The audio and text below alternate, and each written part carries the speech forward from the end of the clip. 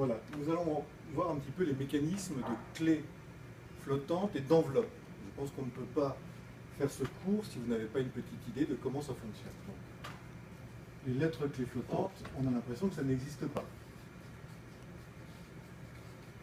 Il faut savoir que dans un certain nombre de pays européens, nous avons la notion de lettre clé flottante, c'est le cas en Allemagne, où dans chaque Länder met en place en début d'année un budget pour la médecine. Chaque acte vaut un point, on peut donner un exemple, et chaque point vaut 1 euro. À la fin de l'année, on récupère l'ensemble des points faits par les professionnels de santé, et à partir de là, c'est assez simple. Si on a dépassé le nombre de points prévus par 2, la lettre clé flottante est diminuée de moitié, et si le nombre de points ont été beaucoup plus inférieurs à ce qui était prévu, la lettre clé flottante est augmentée. Nous avons des notions d'enveloppe. Qu'est-ce que ça veut dire?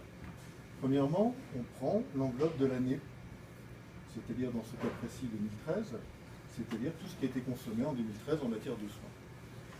On le multiplie par ce qu'on appelle l'ONDAM, on va y revenir, qui est pour cette année de 2,3%, pour obtenir une enveloppe de soins pour 2014.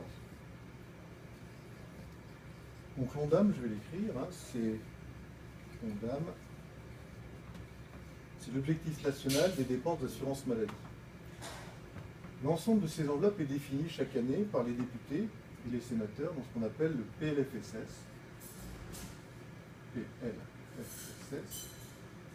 projet de loi de finances de la sécurité sociale. Alors bien entendu, quand c'est voté, le P se casse la figure.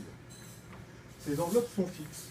Ça veut dire que chaque année, on sait très très bien qu'on ne dépensera pas plus que ce qui a été prévu lors du budget dans le projet de loi de financement de la sécurité sociale.